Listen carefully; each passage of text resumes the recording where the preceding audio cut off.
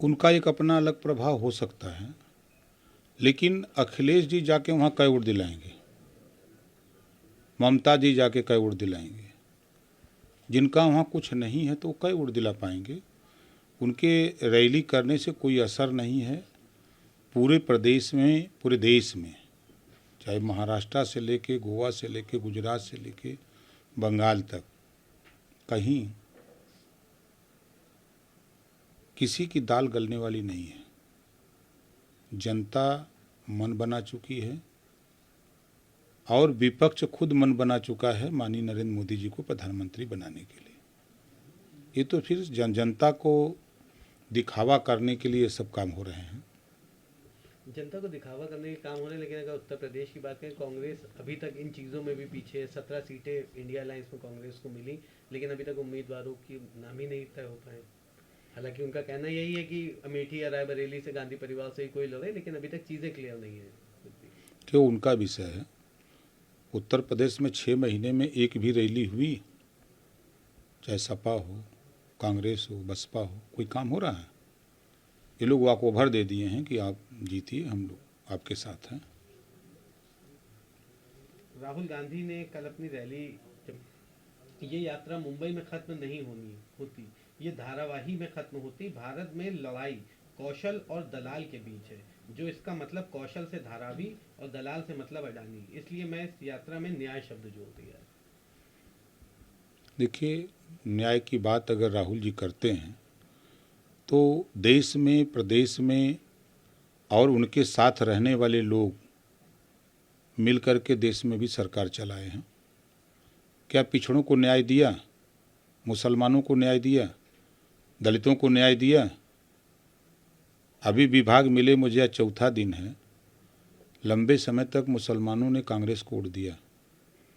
उनके विकास के लिए, धरातल पे काम करने के लिए कर्मचारी नहीं है।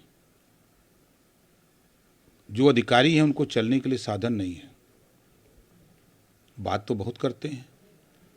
बीजेपी और अल्पसंख्यक के बीच में सिर्फ इन लोगों ने खाई बना रखी है।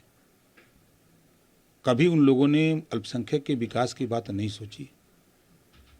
पिछड़ों में नाई, गोंडपाल, प्रजापति, बिंद, केवट, मल्ला, राजभर, चौहान, आर्य, कर्क, बंसी, बंजारा, बहेलिया, खंगार, इनके विषय में कभी सोचा? कभी इनके दिमाग में बात नहीं आई। आज जिस न्याय की बात करते हैं तो अन्याय तो कांग्रेस ने किया, सपा बसपा ने किया। ये सभी लोग मिलकर के पिछड़ों का, दलितों का, अल्पसंख्यकों का हक लूटे हैं। इनके विकास के लिए काम नहीं किया। काम अगर कोई कर रहा तो एनडीए सरकार। आज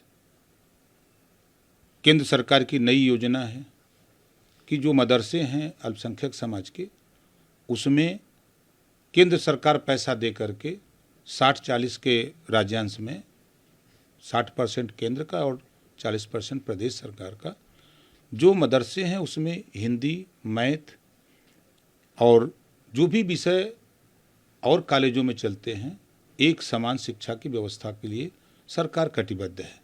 ये काम क्यों नहीं कांग्रेस ने किया? सपा ने क्यों नहीं किया? बसपा ने क्यों नहीं किया? उनके विकास के लिए जो योजनाएं हैं, क्या योजनाएं उनकी बनी? कुछ हुआ? एक भी योजना बता दें। आज तो जितने भी आवास बन रहे हैं उसमें उसका सबसे ज़्यादा लाभ अल्पसंख्यक को मिल रहा है। राशन बंट रहे हैं, उसका सबसे ज़्यादा लाभ अल्पसंख्यक को मिल रहा है। उज्ज्वला योजना का लाभ सबसे ज़्यादा उनको मिल रहा है। क्योंकि गरीबी, मुसलमानों के बीच में उन्होंने गरीबी पाल के रखा कि ये गरीब रहेंगे तो ये शिक्षित हो जाएंगे तो अधिकार की बात करेंगे, अशिक्षित रहेंगे तो ये सिर्फ नफरत इनको बताया जाएगा, नफरत की बात करेंगे। ये कांग्रेस, सपा, बसपा ने मिलकर किया है। एक बड़ा सवाल है, जिस तरह से वो सीए की मांग को लेकर के, नागरिकता संशोधन अधिनियम सीए को लेकर इसके कार्यान्वयन पर रोक लगाने की मांग को लेकर सुप्रीम कोर्ट पहुंचे। देखिए, लोकतंत्र की यही सबसे बड़ी खूबी है कि आप अगर संतुष्ट नहीं तो जाइए सुप्रीम कोर्ट, और उनको पढ़ना चाहिए। उसमें साफ साफ लिखा है कि जो अफगानिस्तान, बांग्लादेश और पाकिस्तान से लंबे समय से शरणार्थी भारत में आए हैं वो भारत की नागरिकता चाहते हैं। तो उस आदेश में साफ साफ लिखा हुआ है कि 6 गैर मुस्लिम जातियां, नाम भी चिन्हित है कि फला फला जाति है, इनको नागरिकता देने का है, न कि छीनने का है। ओपन गृह मंत्री जी ने प्रेस वार्ता करके बता दिया। ये तो सिर्फ बता रहा हूं ना कि मुसलमानों के विकास के लिए नहीं, उनको हमेशा नफरत की बात सिखाते हैं और नफरत की बात सिखा करके वोट की राजनीति करते हैं। हम तो आपके माध्यम से अल्पसंख्यक समाज से कहूँगा कि ये नफरत की जो बीच की खाई है, इसको ख़त्म करो। आओ, मौका एक बार हमारे साथ आओ, हम आपको दिखाते हैं विकास कैसे होता है। आपके पास या आपके साथ कहीं भी पूरे प्रदेश में कहीं जुल्म जाति अत्याचार हो रहे हैं, आप हमसे मिलो, अन्याय नहीं होने देंगे। योगी जी की सरकार है, मुख्यमंत्री माननीय योगी आदित्यनाथ जी ने ये दिखाया कि 7 साल में एक भी दंगे नहीं हुए, कहीं कर्फ्यू नहीं लगा। सपा की सरकार में दंगे हुए, कर्फ्यू लगे। कांग्रेस की सरकार में बड़े पैमाने पर दंगे होते थे, कर्फ्यू लगते थे। तो ये सब चीज़ें समाप्त हो रही हैं। हम लोग विकास की बात करते हैं, हम विकास के रास्ते पर ले चलने चाहते हैं, हम भाईचारा मिल्लत चाहते हैं, हम नफरत नहीं चाहते। तो हम उनसे कहूँगा कि वो नफरत की भाषा छोड़ें और मिल्लत की, भाईचारा की भाषा को अपनावें और विकास के रास्ते पर चलने के लिए वो भी कंधे से कंधा मिलाकर चलें। आपने कहा अल्पसंख्यकों के लिए जो है भारतीय जनता पार्टी या एनडीए सरकार बड़ा मजबूती से काम कर रही है। वहीं पे कहीं ना कहीं जिस तरह से अवैध फंडिंग का मदरसों का मामला हो या और भी कई चीज़ें जो चल रही हैं मदरसा, क्या लगता है कि आज नहीं, ये सिर्फ हवा बनाया जाता है। हमारे पास चार्ज है ना, अभी तो हम अध्ययन कर रहे हैं। कुछ चीज़ें छन के आई, जैसे वक्फ बोर्ड की ज़मीनें हैं, तमाम उसमें फर्जीवाड़े हुए हैं, ऐसी सूचनाएं मिल रही हैं, अवैध कब्जे हुए हैं। अब इस संबंध में हम लगे हैं, पता करा रहे हैं, कहीं भी अवैध कब्जे नहीं होने देंगे। जो गलत करेगा उसके खिलाफ कार्रवाई होगी, जो सही है उसके खिलाफ कोई कार्रवाई नहीं होगी, ये हम गारंटी देते हैं। मदरसे सही है, मान्यता प्राप्त है, वो मदरसे अगर ग्रांट है तो कोई कार्रवाई नहीं।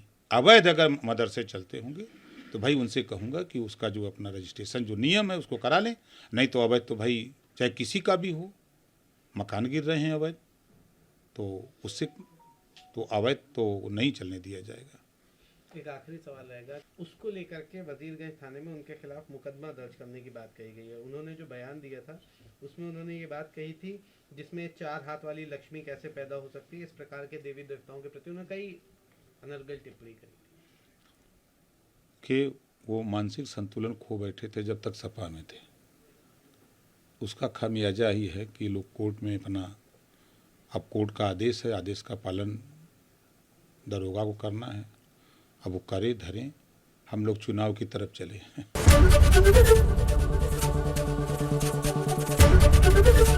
एबीपी गंगा, खबर आपकी, जुबान आपकी।